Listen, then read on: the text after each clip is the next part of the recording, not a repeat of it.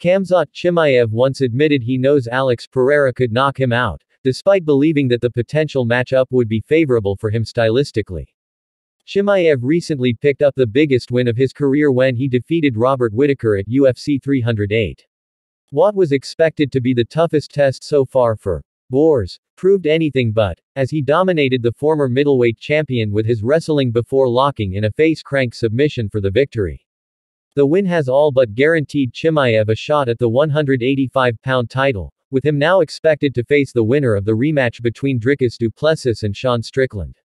Speaking to The Count, ahead of UFC 308, Chimaev was asked about potentially facing Alex Pereira for the light heavyweight title in the future. Bisping stated that he believes Khamzat Chimaev would be the biggest threat to the Brazilian's reign, but Chimaev got brutally honest about his chances. He said, "I've always been open for that facing Pereira. I know stylistically this match for me is much easier than other guys. But in striking, I'm honest. I know the guy can knock me out, you know. He knocks out everyone. I know the guy is a good striker.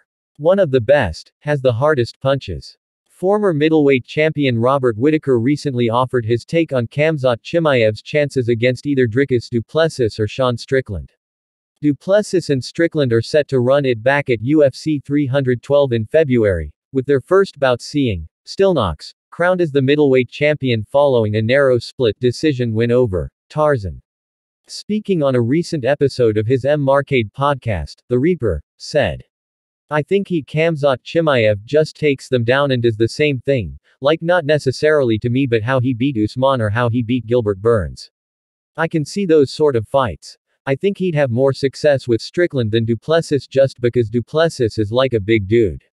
Stopping that first takedown is so crazy. The way he shoots that first shot is crazy. How do you stop that dude?